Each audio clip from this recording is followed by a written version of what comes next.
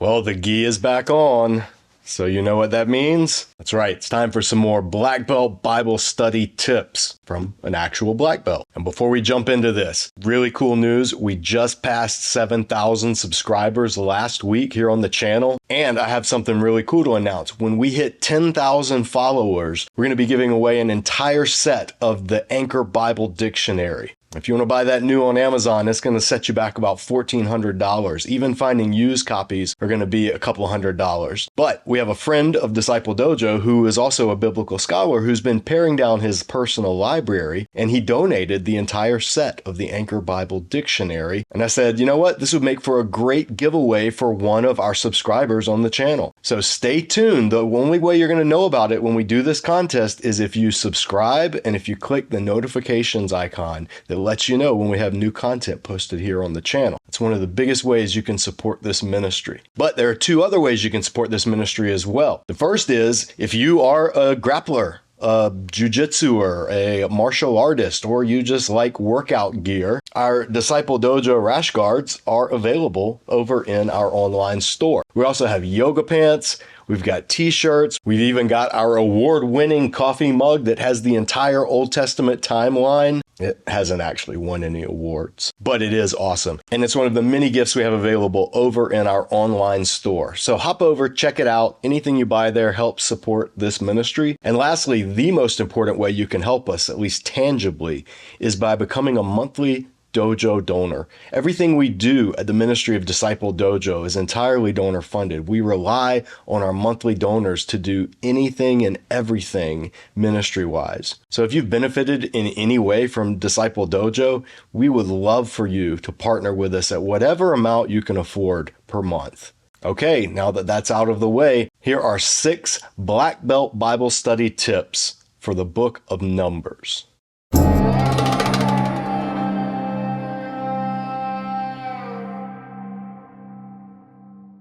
Tip number 1, forget everything you've ever heard about the book of Numbers being boring. It is not boring. In fact, almost all of the events that we think about when we think of Israel wandering in the wilderness, they happen in Numbers. God providing manna in the wilderness, the spies entering into the promised land, Caleb and Joshua being the only ones who are faithful, Korah's rebellion, Aaron's staff miraculously budding, Moses striking the rock in frustration, Israel fighting battles against the Transjordan kings like Sihon and Og, the whole saga involving Balaam being hired to curse Israel, the zeal of Phinehas, the Midianite raids. In fact, the entire 40-year wandering in the wilderness, it all happens in Numbers. And even crazier, that whole 40-year span where Israel is wandering in the wilderness, it happens in the span of a single verse midway through the book. I mean, so much cool stuff happens in Numbers, but it doesn't have that reputation. Why is that? Well, that's what we're going to talk about in tip number 2, which is know the name of the book. See, the book was not named Numbers. If you open your Hebrew Bible, you're not going to find a book called Numbers. You're going to find a book called Bamidbar. And Bamidbar in Hebrew means in the desert, or into the wild, or in the wilderness, something like that. And that's what Numbers is all about.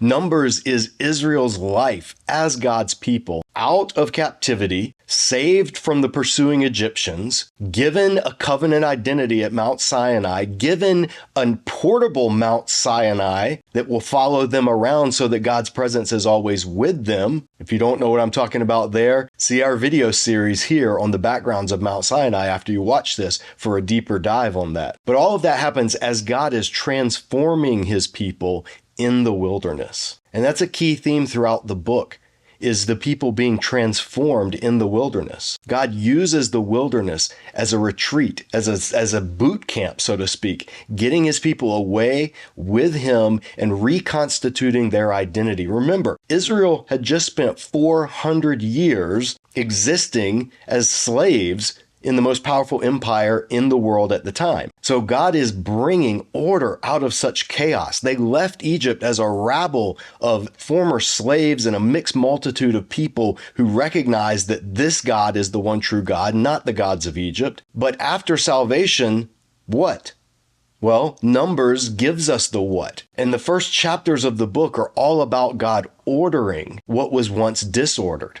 Just as in Genesis, God brought order out of the primeval chaos, in Numbers, God is bringing order to his people out of their chaotic origins. He's taking them from a conglomerate, mixed multitude of former slaves and turning them into a mobile, unstoppable army of Yahweh. And speaking of army, that brings us to point number 3. Numbers got its name in the Greek translation of the Old Testament because of these two lists of numbers that appear at 2 points in the book. In chapter 1, where the book opens, and then again in chapter 26, you have these two long lists of numbers. And specifically, these are military census lists. That's what the numbers in Numbers is all about.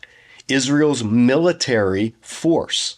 That's what you would take a census for in the ancient world. And so the first list of numbers that you have is the first generation that comes out of Egypt and the fighting men from each of the 12 tribes. And then after that generation passes away in the wilderness because of their disobedience, you come to the second census list where their offspring, the next generation, get their roll call. And they then become God's army on the move, moving up the Transjordan and eventually into the promised land under Joshua. So Numbers is all dominated by military imagery. And we see the continued fulfillment of the promise that God made to their ancestor Abraham. I'll make you into a great nation.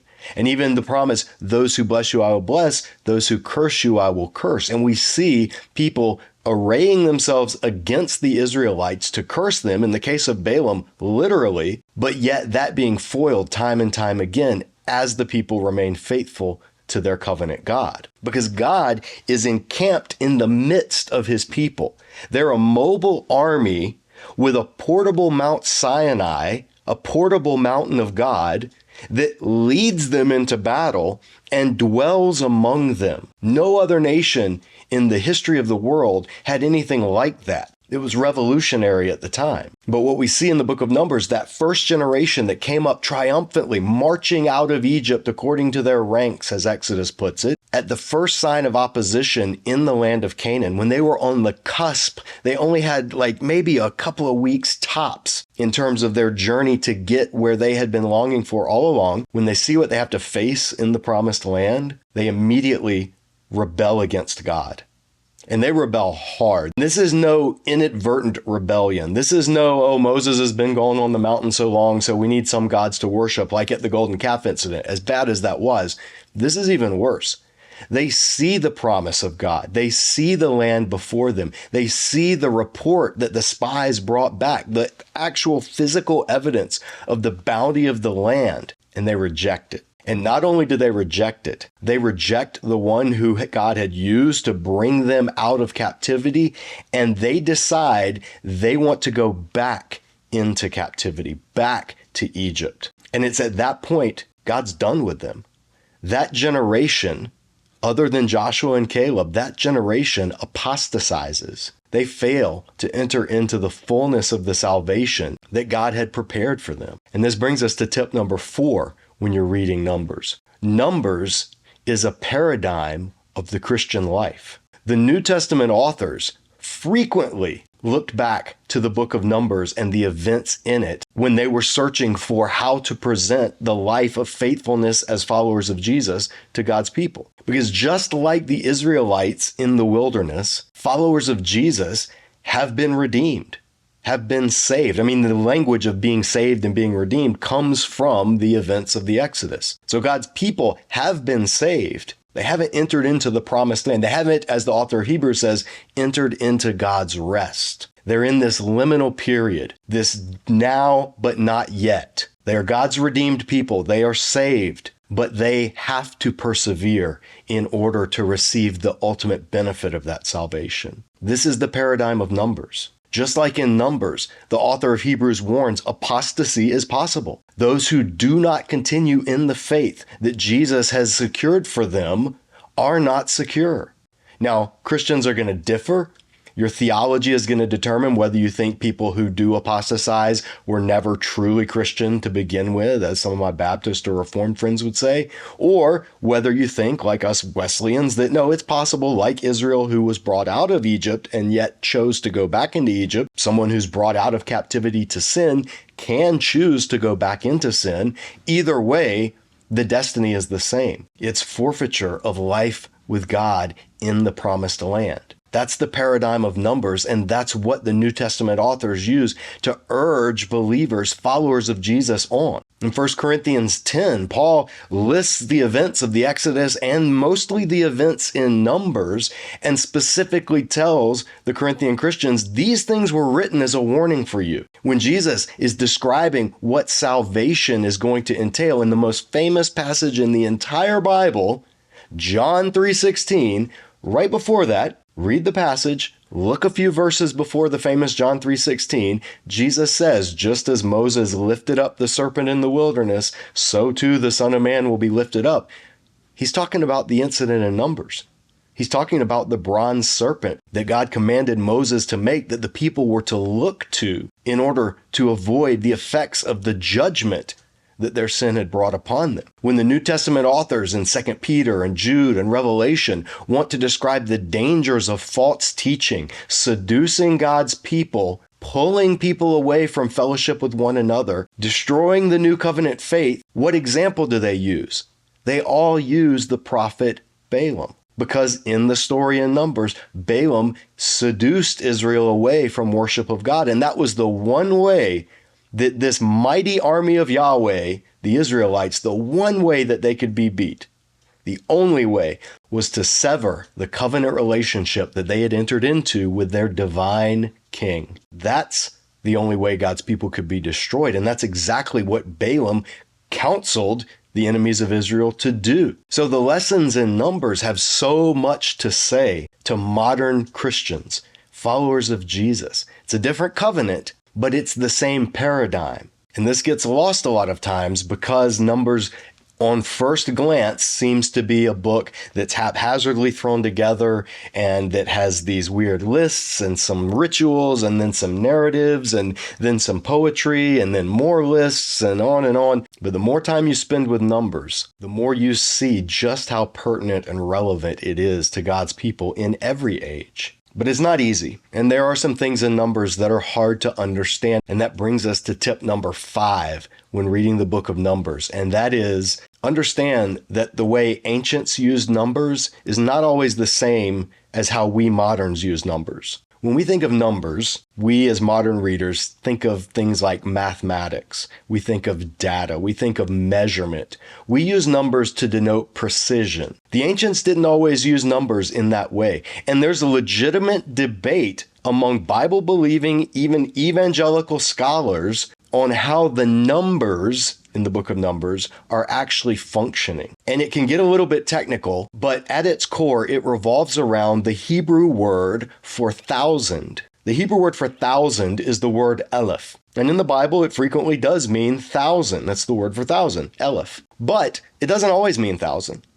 And there's a lot of instances in Scripture where it means something like grouping, or clan, or regiment, or squad. And we see this in Genesis 36. We see it in Judges 6. We see it in Micah 5. We see it in Zechariah 9. We see it in 1 Chronicles 12. And so a number of biblical scholars who study the book of Numbers say, listen, when you read that Israel came out and their fighting men were 600,000, and then you extrapolate that, including women and children, and that puts the number somewhere between 2 and 3 million Israelites came out of captivity. That's not necessarily what the text is saying. One, we have evidence in the Torah itself that Israel was nowhere near that number. Exodus 23 and Deuteronomy chapter 7 both depict Israel as relatively small compared to the Egyptians or other nations or the peoples of Canaan that they were going to dispossess. And no nation in the ancient world that there is any record of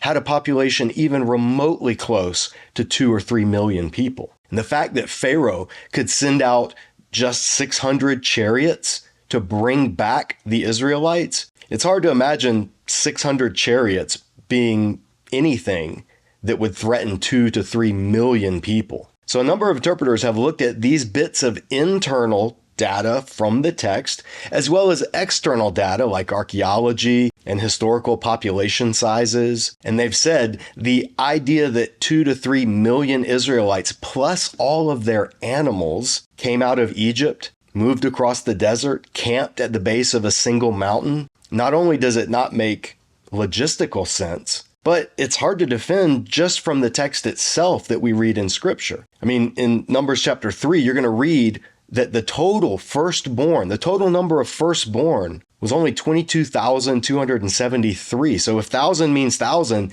then that means out of a population of millions, only 22,200 and something are firstborns.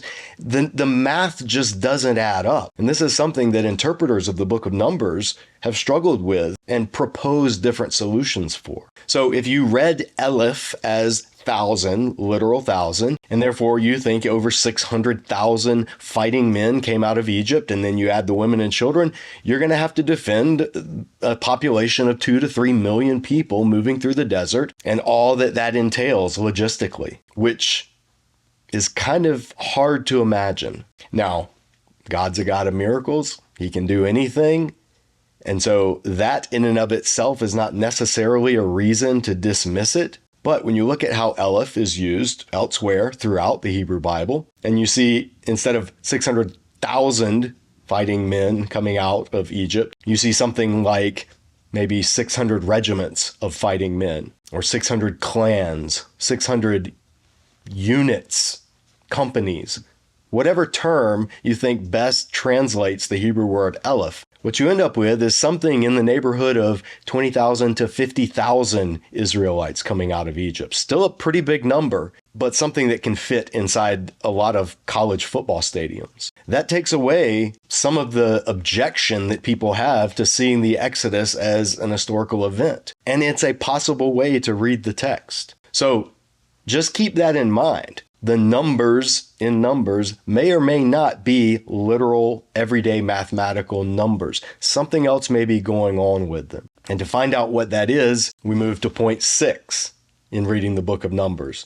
And that is, as usual, get good resources. Whether it's technical details about the nature of Hebrew numbers, or the geography of the ancient Near East, or what the various names in those census lists mean and what that would connote to readers. There's so much information that none of us have access to completely on our own. That's why it's so important to have good resources put together by people who have spent their lives in the book of Numbers. And there are 2 primary sets of resources that I would recommend: study Bibles and commentaries. In terms of study Bibles, there are 3 in particular whose notes in the book of Numbers I have personally found to be very good. The first, unfortunately, it's out of print. I'm hoping Zondervan sees this and remedies that, because it needs to be back in print, is the Archaeological Study Bible. There's a wealth of information about all of Scripture, but in particular about the events of the book of Numbers that you can find in there that you really just can't find in many other study Bibles. It is an absolute shame that Zondervan let that Bible go out of print. But I have used it for over 15 years to teach through the book of Numbers, and I think it's fantastic.